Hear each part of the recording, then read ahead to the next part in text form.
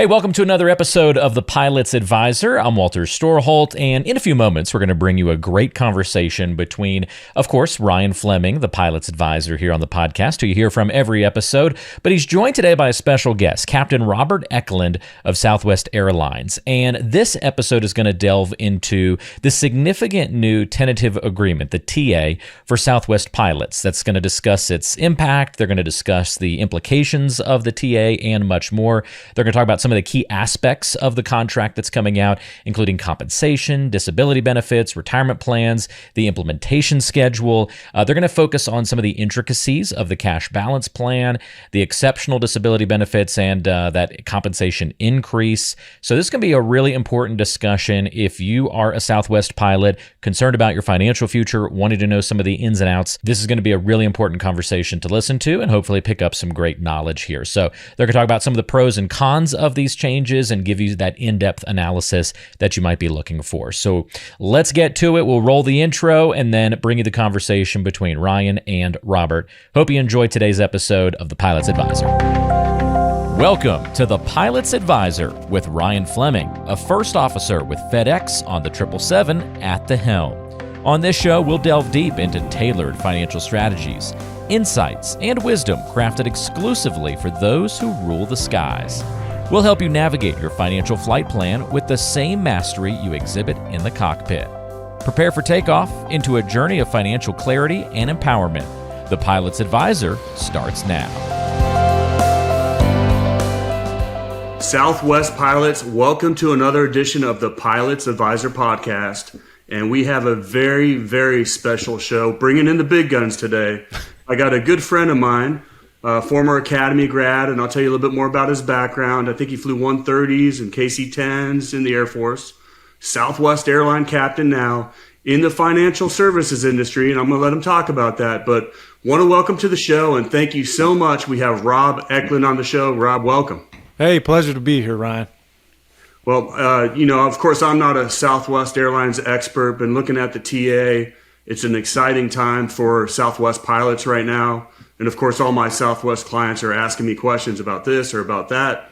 And I keep telling them, wait for the podcast. We're going to talk about it. It'll be plenty of time before the vote goes out. But thanks for being here. And I got to be honest with you, almost every single Southwest pilot I've talked to is pretty excited about this TA and also thinks that it's probably going to get passed. Yeah, it's pretty exciting stuff there, and they've rolled it pretty quick, actually, Ryan. So voting's open right now, which is pretty surprising. I wasn't quite sure how they'd get that out when the TA kind of started coming into process in December. There, it looked like we might get one, and then when we got it, they've rolled it out. They've done a bunch of road shows, and first off, I'd definitely say thanks for having me on.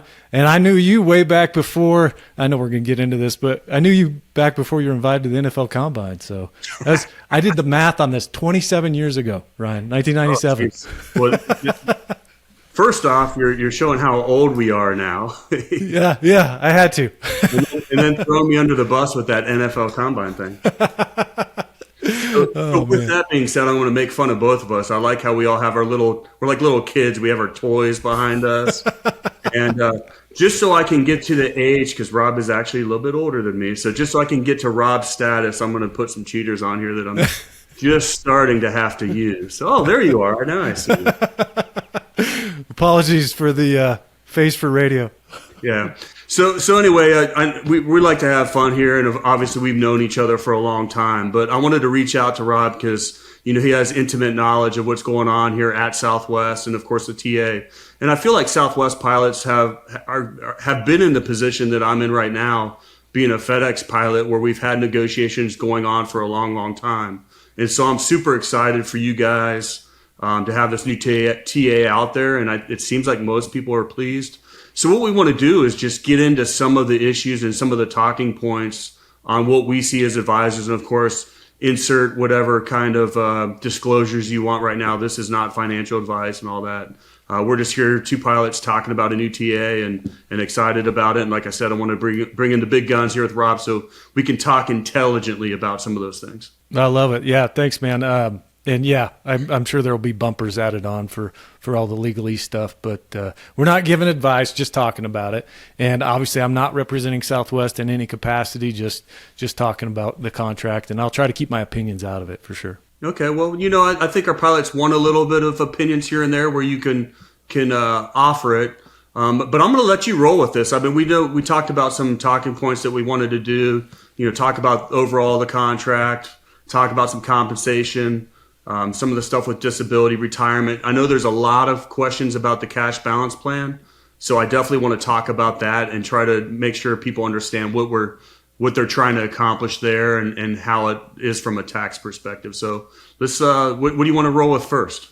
Yeah, just probably the quick overview. I'm not going to get into some of the, there's so much in this contract. Obviously, it was a complete rewrite. This is a great segue.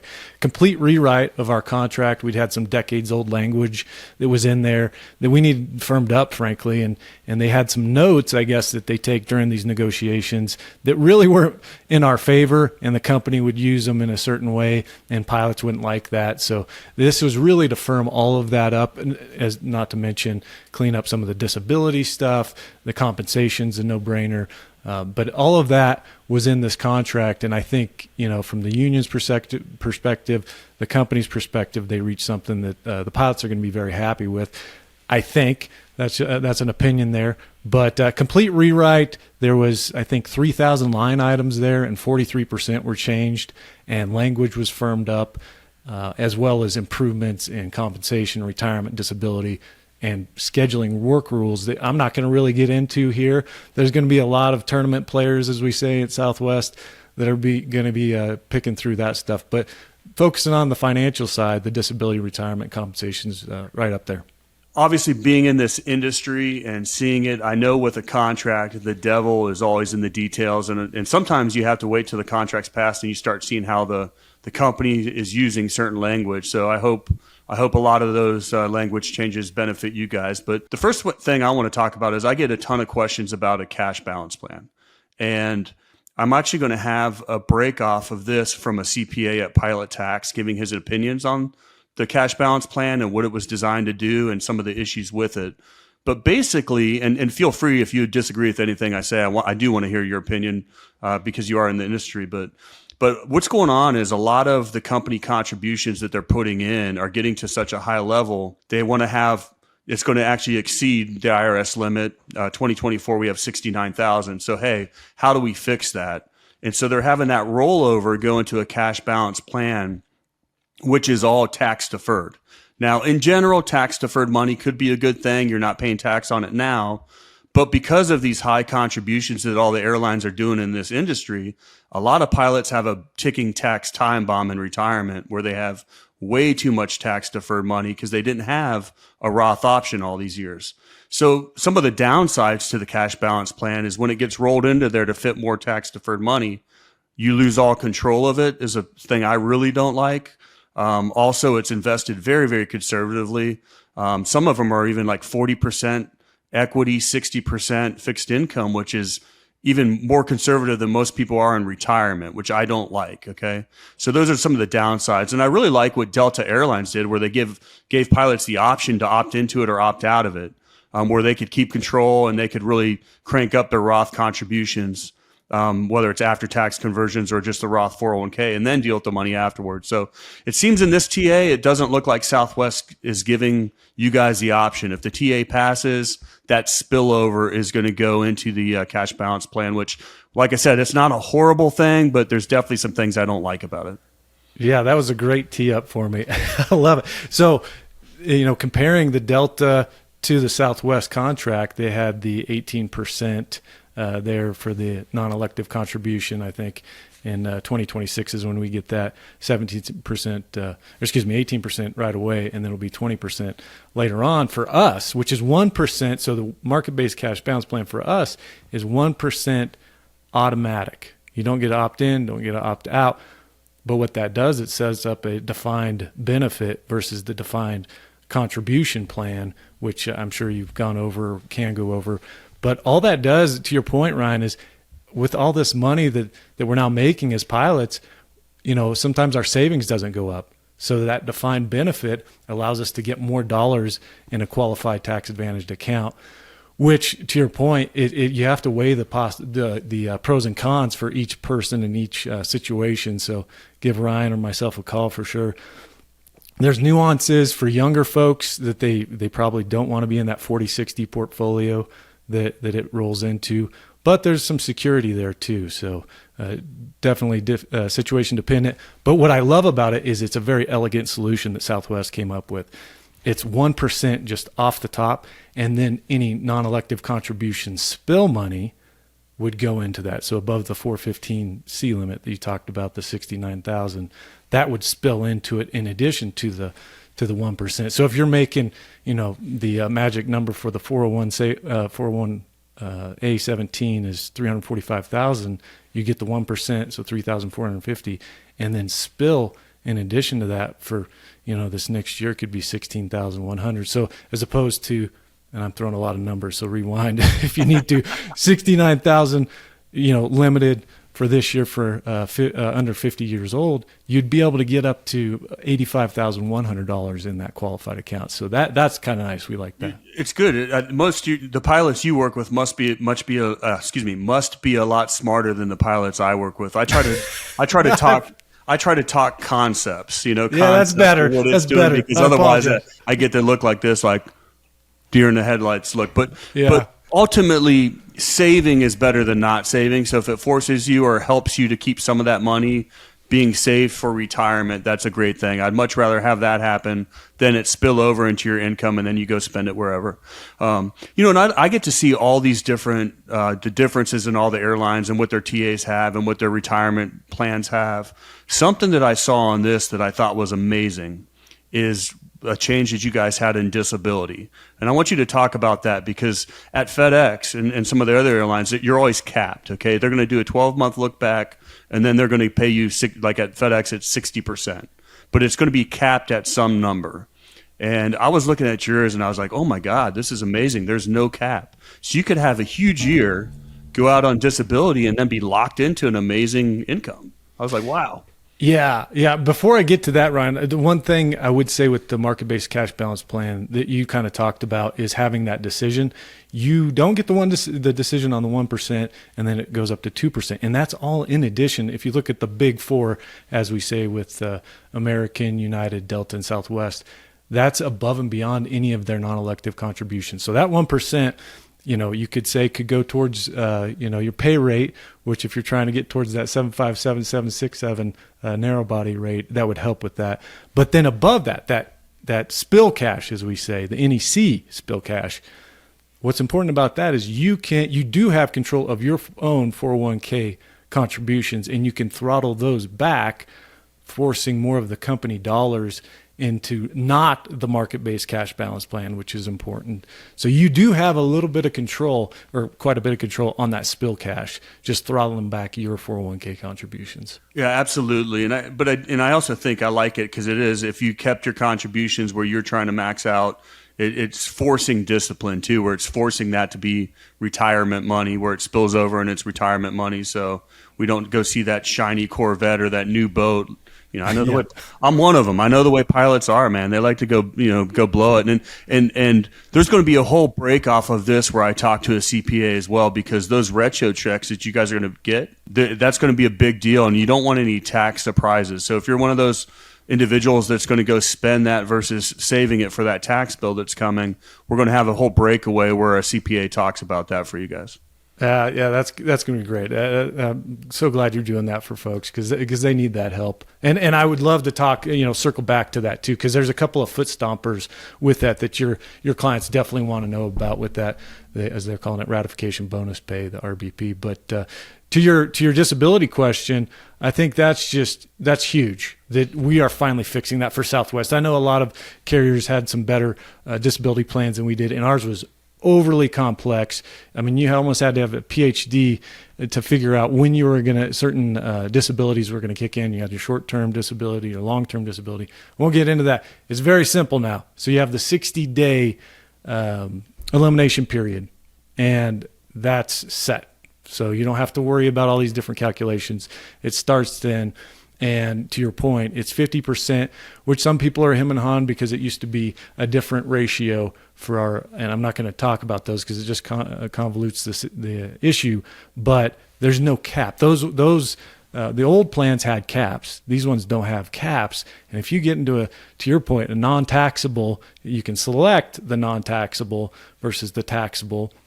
And you'll see that in your imputed income, which we'll talk about again, I'm sure. But that imputed income is where you kind of pay that initially. And then when you get that benefit, 50%, if you make, $500,000, you're getting $250,000 tax free. That is insane. To be honest, I'm wondering what you think about that. I was like, I don't even know if this is sustainable, but for the company, but that's a big thing. It's fantastic for our pilots and well deserved. And given all of the risks that we take in this industry, that should be the way it is. I think the other big win for us was I would say that's industry leading for sure because it's amazing. And you're right, we do. Not only, it's harmful on our bodies with a lot of the risks we take and being at altitude and what have you. So kudos to your group for negotiating that. I think that's great. Yeah. And the other big win for us was the mental part of it, which is obviously, been in the news a lot lately with the Alaska airline pilot there. So you are out 50% all the way until mandatory retirement, which if it's 65 or 67 or whatever it ends up being, you get it all the way till that retirement date. And it includes mental. There are some caveats there, but overall, that's kind of generally speaking. Well, if you guys haven't noticed yet, not only is Rob the eye candy on this video podcast, he's also the brains, which is exactly why I asked him to do this. Okay, so thank you for really digging in and talking about some of these things that I think is going to really help out Southwest pilots. And then, of course, we have a lot of other pilots. You'd be amazed at how many pilots will actually listen to this podcast just hearing about what's going on in other industries. And when I look back, I feel like Southwest pilots are compensated very well, but when you start looking at all the benefits and the retirement packages, it is very complicated because stuff's all over the place. And another thing I saw on this, what I think is an amazing opportunity, is that you guys have all your profit sharing sitting over at Empower. It's kind of locked off. You can't really do a whole lot with it. And my understanding is there's going to be a one-time option, or if you're over 59 and a half, where you can actually roll that and put it wherever you want, any custodian that you want, and be able to do what you want with it. Can you talk a little bit about that? Yeah. Let me finish up one other big point I wanted to hit. And sorry, I'm looking at my other screen here. But on the disability front is we didn't used to get retirement contributions off of that money. Oh, right? Yeah, the company contributions, yeah. Exactly. So now we're going to get retirement contributions. So if you're out, that's the big thing is planners, we always talk about, hey, you're out on disability. Don't forget, you got to still be saving for retirement. So huge win there. The 17% non-elective contribution plus the 1%, and then that goes up to 2% and 18% in 2026. So that's just that's huge. I wanted to. I'll say it one more time. Industry leading right there. That is impressive. It's very impressive and a great win for you guys. Huge. The guy who was negotiating it, Damien Jeanette, I told him during the roadshow, I was like, if I didn't already have a firstborn son, I'd name him Damien Jeanette, but I already have one. So he knocked out of the park on several things. And, kudos to the company for coming through and paying for it. I mean, hats off to them for agreeing to this stuff, because I really feel like we deserve it as pilots, and Southwest pilots, we're due. And I'm hoping that it helps the industry, for other carriers as well. Well, absolutely. And I mean, you guys work very, very difficult schedules, and you guys, it's been a long time coming. I mean, how many years are we down now with this negotiation? I think it's been one of the more frustrating ones in the industry.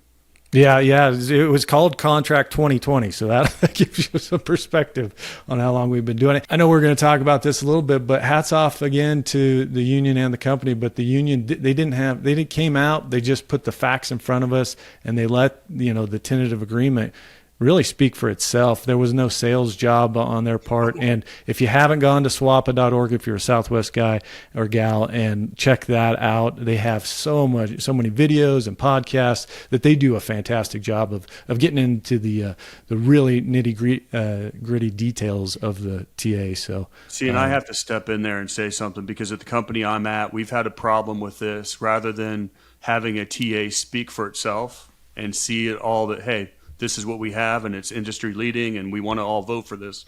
There's a lot of sales jobs that's gone on and which I do not like. But I've actually asked that question to many Southwest pilots, clients, prospects. Hey, how are you guys getting this TA information? Is it just presented out there, or has there been a sales job? And they kind of look at me funny, like, sales job. And it's just because of what I know. It's been that way the last 2 contracts. It was super refreshing. The negotiating committee, headed by the folks over there, Jody Revin, just did a fantastic job of explaining that, I thought, during the road shows of, hey, we took the polling numbers. A bunch of polling led up to this after the last contract in 2016.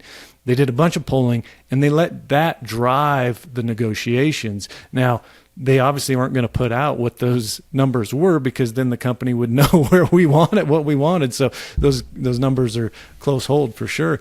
But they let that, the pilots speak for what they wanted, which is why, if you ask what are the downsides of the contract, we didn't get some things like crew meals and some other things that are kind of standard at other companies. And the reason for that was, hey, we wanted to go after these big time benefits and disability and compensation plans that are really above and beyond what some other carriers have. So I think they let the polling drive that. And so when it came time to kind of present that to the pilot group here, it spoke for itself. Which is the way it's supposed to be, in my opinion. And of course, we're working on TA 2.0, hoping for something like you guys have, a TA that sits there and it speaks for itself. So congratulations to you guys again. Yeah, thanks, man. And we went through this iteration too. We had a TA2 back in 2016 there, so we had to go through where it wasn't what necessarily the pilots wanted at all in the TA1, and finally we got there with a little bit of consternation. Yes. And I apologize. You asked me another question. I circled back and I forgot what it was. I apologize. Let me see. I was trying to think of what we moved on to, because I can't remember either. And of course, let me talk a little bit about the ratification bonus, if you don't mind. Yeah, that's what it was. We talked about CPA, talking about what to do with it, tax consequences, how not to have a tax surprise, because nobody likes taxes anyway. But what's worse than taxes is a tax surprise. Uncle Sam's going to get his. And you probably have heard this from your clients, no doubt, Ryan. But unfortunately, our tech debt sometimes is a hindrance to us. So what they have at the company here is called Workday, and apparently they don't have the option to change the tax rate on that. So most bonus pays taxed, as you know, at 22%. Well, we're going to get a tax rate of 37% on this. So, but here's the funny part about that. This is actually a good thing for you guys, and we'll have a breakaway on this with the CPA. So what happens at other airlines, though, they get taxed at the withholding is at that bonus rate that you just talked about. But that doesn't change what your income tax is going to be later. So guess what? A lot of people aren't saving that extra gap between 22 and 37 or where you sit, and guess what? It's a big surprise. And I already went and bought that airplane, or I already went and got that Corvette, and now you got to come up with the cash. Well, guess what? Standing ovation, Ryan. Exactly. So I actually look at what's going on, even though I think you said it was Workplace is unable to give it to you guys, and it's withholding more. It's almost protecting pilots from themselves. I mean, I got to be honest. I work with pilots all the time. I am one of them. And I actually saw that, and we talked about it, and we were like, God, I think that's actually better for pilots, because it's almost protecting you guys from getting more of a surprise.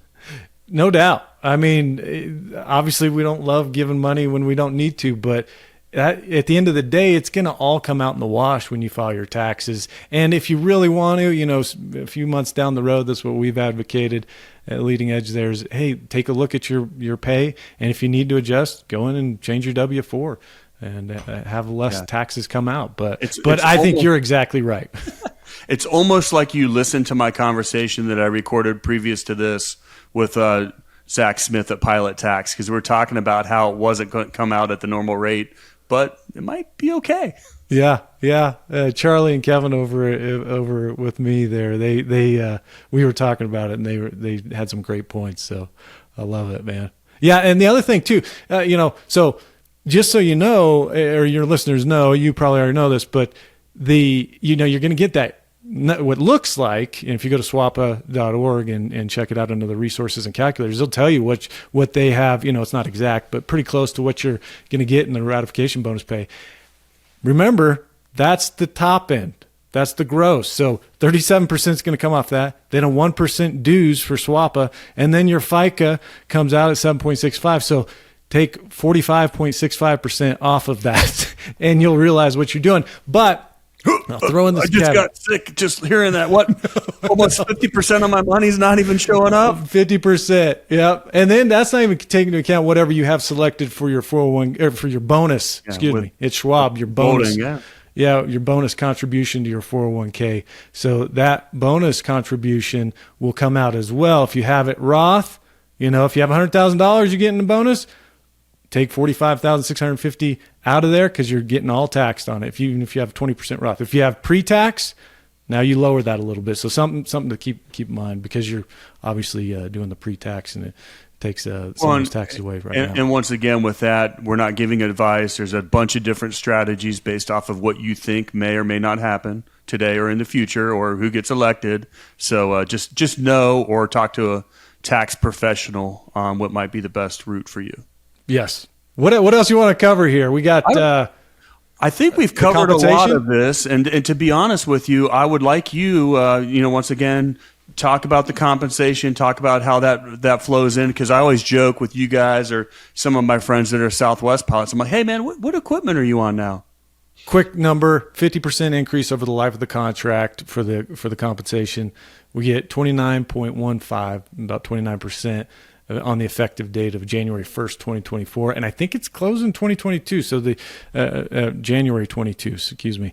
So I think that will be the time when it's effective on a lot of things. Implementation was a big source of consternation right towards the end there. And some things happen right away. Some things don't. The majority of things happen right away. But 29%-ish and change right now. Then the next 3 years will be 4% each year, with 2028 going to 3.25%. And this last part is a real win, I think, again, for both the company and the union here, is, hey, let's not prolong negotiations any more than we need to. And maybe a little incentive on that is after 2028, you get into a 2.5% increase on the previous 12 months earnings, your W-2 earnings. So in January 1st, 2030, you're going to get a paycheck of 2.5% based on your W-2. I'm sorry, but I don't think there should ever be a contract that doesn't have some sort of increase like that, because if we're all going to come to the table with good intentions, okay, there's got to be that adjustment. And I think it should be more like 4 or 5%, so it actually forces us to want to come to the table, because we know the way this game has been for a long time. We just kick the can down the street. It's obviously saving the company money. Well, we got a big taste of inflation over the last few years, and it's been a problem, a big problem. And I also want to bring up the implementation schedule. That is huge. I mean, we are in a contract that we're still trying to negotiate a 2020 contract as well. There is still stuff that hasn't been implemented that was promised in the last contract. So the devil is in the details, and where there's ever any gray areas, sometimes they get taken advantage of. So it matters. And the fact that you guys have a great implementation schedule for pay and some of these other things, once again, I commend what you guys have been able to put on the table here. And I'm actually very excited for all Southwest pilots. And I hope it just trickles over to the rest of the industry. Hint, hint, FedEx. Yeah. The only other thing that probably is a big foot stomper for your folks is the work rules. I'm not going to get in depth on that, because you can get right over people's heads real fast. But the Southwest folks know that there's a difference between how we operate and how we want to operate. And so this contract tries to work with some of those, or work towards some of those improvements. So we have leg change override and pay multiples that are really, if we keep operating the way we operate now, could lead to some really big money. And we could get it. That could be a whole podcast in and of itself, because of the way we've operated in the past. But what it means is, a lot of times when things would start changing, you wouldn't get any more pay because it'd be absorbed by by what was happening. All the changes would get absorbed by the rigs there. That's no longer going to happen. So all these, revisions to help out the company, and we have the same problem where through COVID and everything else, our revisions were crazy and we didn't get any extra compensation for it. And I think that the flexibility has to be there where, yes, they can revise the schedule, but it's going to cost you a little bit because pilots deserve to be paid for the revisions and extra time on the road because we have families. We're making sacrifices. Absolutely. And that's something I think a lot of people don't understand. You're gone every week or every month, on the road. You want different things going on, but you don't want to be sitting there for free. And I think that'll help people, when they're out there and things start going wrong, and they at least know they're getting paid for it. So it's probably going to drive some pretty good behavior on the pilot side that the company will like, and then hopefully the company does some things that the pilots will like. So I really think that's a huge win. And the stacking of overrides on top of themselves, I know this gets a little bit in the nitty gritty, but if you have ETOPS, night, and reassign, they all stack. So all applicable overrides always stack. Wait. You get paid extra money for flying at night? I know, right? What? Only 1 to 5. I think 1 to 5. And ETOPS? Huh? Wow. Hint, hint, wink, wink. We need some of that. Yeah. Okay. Love it. Well, Rob, I know you're a very, very busy guy. I want to thank you so much for agreeing to do this podcast with me. Hopefully the Southwest pilots that listen and any other pilots get something out of this. I appreciate you bringing all the details and expertise on the TA that's out there. And like I said, I haven't talked to any of my Southwest clients or prospects that aren't pretty positive on this TA, and I think it'll pass with flying colors. Yeah, I think it'll pass as well, and you're never going to get 100% what you love, but this one does a lot of good things, I think. All right. Well, once again, thank you so much for your time, and we'll have everything in the show notes if you guys want to reach out to myself or Rob and have any questions about any of this. Thanks a lot for being here, brother. Appreciate it. Hey, thanks, buddy. Appreciate it. All right. Take care. Attention aviators, when you've spent years in the cockpit managing the complexities of flight, isn't it time you navigated your retirement with the same precision? Introducing retirepilots.com. Right at your touchdown zone on our homepage, there's a beacon flashing Get My Free Toolkit. Click and you'll be cleared for a direct route to the Pilot's Advisor Retirement Toolkit, which is tailor-made for pilots like you. Inside, you'll find 2 important books, The Pilot's Advisor and Pilots Retire Early. Decipher the 9 critical decisions when retiring before 65, and discover the 7 lessons to help pilots land safely in retirement. But that's not all. This free toolkit is packed with altitude-high value, including extras to get your retirement plans off the runway. When you order this free toolkit, you'll receive crucial tax planning information. You'll also discover ways to light the afterburners on your 401k. And you'll even earn a free portfolio analysis. So, captains and first officers, don't let turbulence disrupt your golden years. Start your descent to a clear, comfortable retirement. Vector on over to retirepilots.com to grab your free Pilot's Advisor Retirement Toolkit. And let's embark on this journey together. retirepilots.com. Hope you enjoyed that conversation between Ryan and Robert Eklund of Southwest Airlines. So for further conversation about this subject, let's look more specifically at the tax angle and the tax implications. And so Ryan's got special guest Zach Smith from Pilot Tax to join him for a little bit further information and discussion about this whole big change coming down the pike for Southwest pilots. So let's get to their conversation. So I thought it'd be appropriate on this podcast talking about the new Southwest Airlines contract, like we've done with many of the other contracts that have come through, just to get a little deep dive on the tax side from a tax professional. So, of course, we have Zach Smith from Pilot Tax, working with pilots for the last 30 years and know and have many Southwest clients. So, Zach, I wanted to welcome you to the podcast again. I know you're a normal guest for us, but like a lot of the other airlines, we have big retro checks. I know that's something we should probably talk about from the tax side. Do you want to talk specifically about that with Southwest and what their contract might look like? Yeah, so you're absolutely right, Ryan. This is going to be some pretty big checks for these guys. This has been a long time coming for Southwest, and from everything we're seeing, it looks like this one's going to go through. And it looks like tentative payment date on these checks is going to be around February 20th. I know the union's got some stuff out there right now that these guys can go through and kind of calculate what they think their retro is going to be. Now, the big problem we had with all the contracts that went through last year with all the other majors was the withholding on these checks. And I know we've done some other podcasts on this where we knew the withholding was going to be low based on how the contracts happened last year. Now, we don't know yet for sure how Southwest is going to do this, but it's going to be a different kind of problem. It's looking like Southwest is intending to withhold taxes in terms of their ordinary income tax rate. Now, what that's actually going to look like, we don't know. What we do know is it looks like that Southwest is not going to treat these like bonuses, which is going to create some different issues, but may make some things easier for some others. Can you explain that just real quick, the difference between them doing withholding for a bonus versus an actual whatever tax bracket I guess they're expected to be in? Yeah, so the IRS has rules in place where if you pay an employee a bonus or additional compensation outside of your normal pay, they've got flat rate withholding rules. Delta, American, United all treated these as bonuses, which means they had to utilize the IRS rules that say there had to be 22% federal tax withheld. Regardless of how much money you make, it was 22% withheld on these retro checks, which is what caused a lot of issues because most of our pilots, as you know, Ryan, are at a higher tax rate than 22%.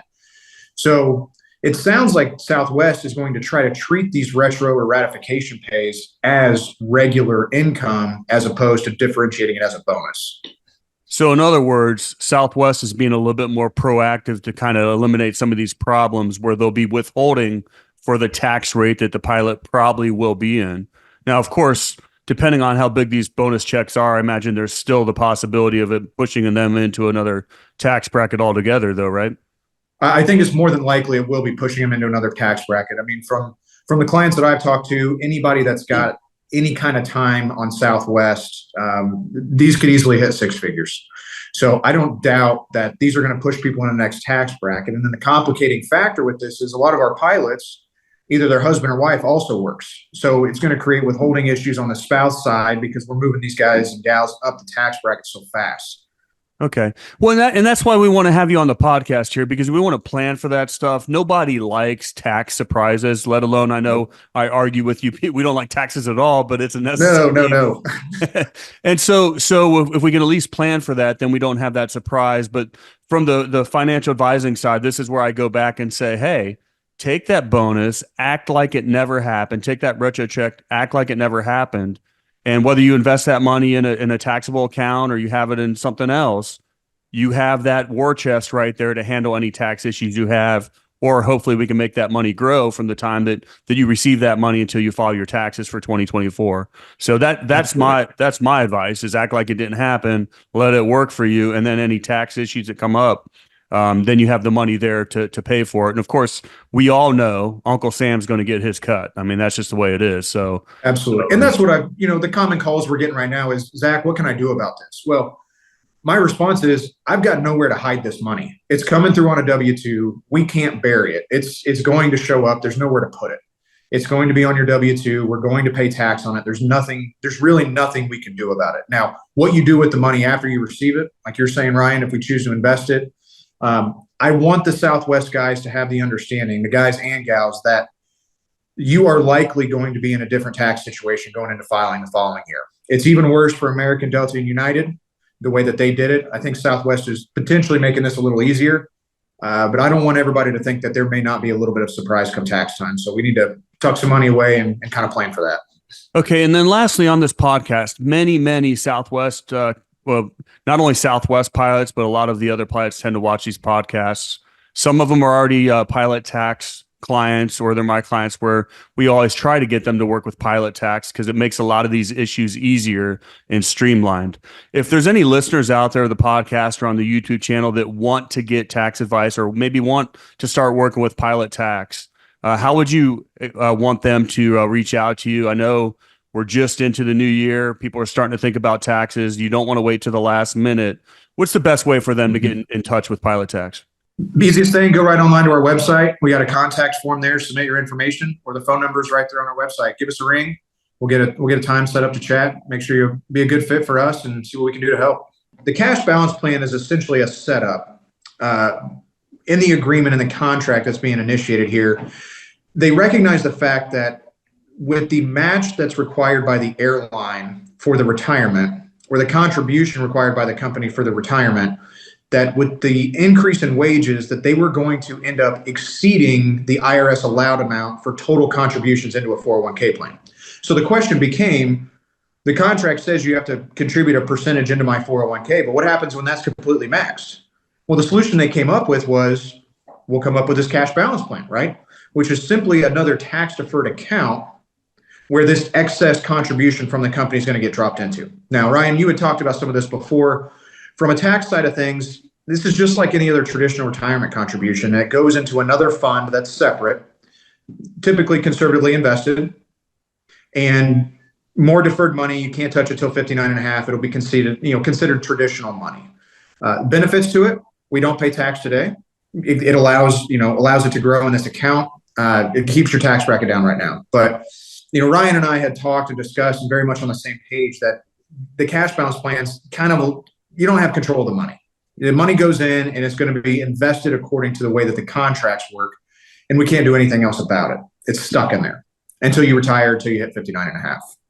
Yeah, and the points that I would bring up, what I don't like about it is, not only is it still more tax deferred money, where many of our pilots have a ticking tax time bomb of deferred money when we don't know what they're going to have to get hit in taxes in retirement with, what those rates are going to look like, or any of that.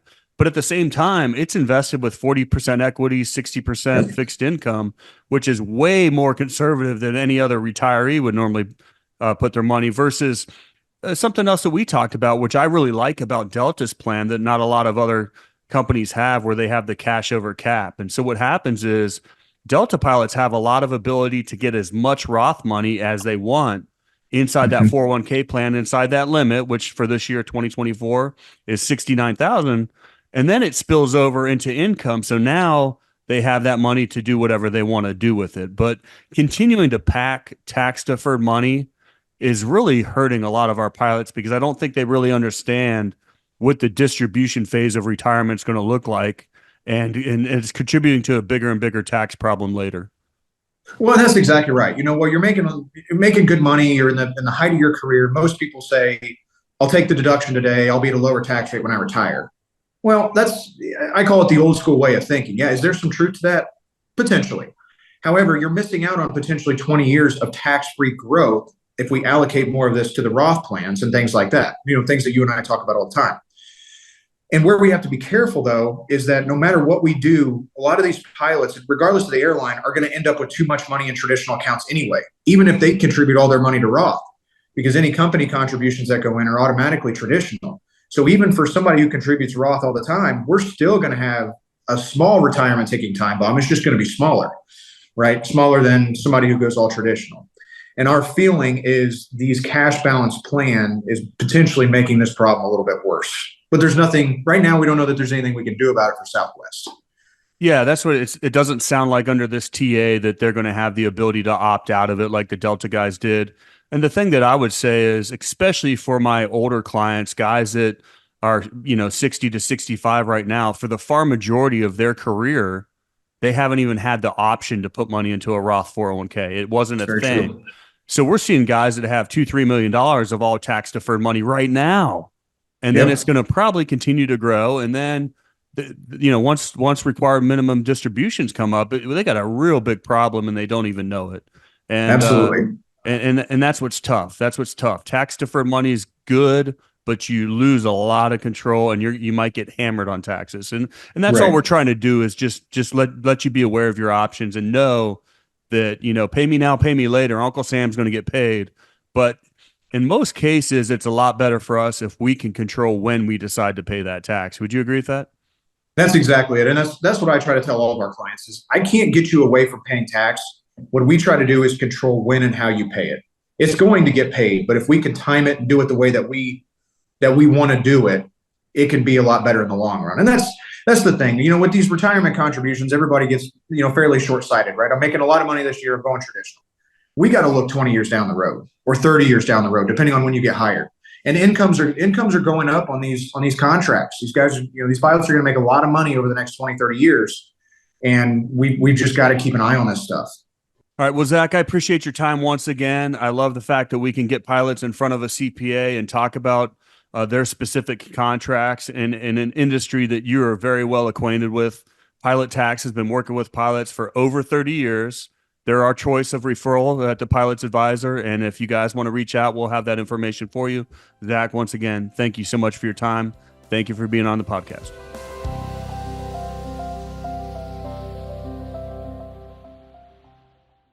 Information is for illustrative purposes only and does not constitute tax, investment, or legal advice. Always consult with a qualified investment, legal, or tax professional before taking any action.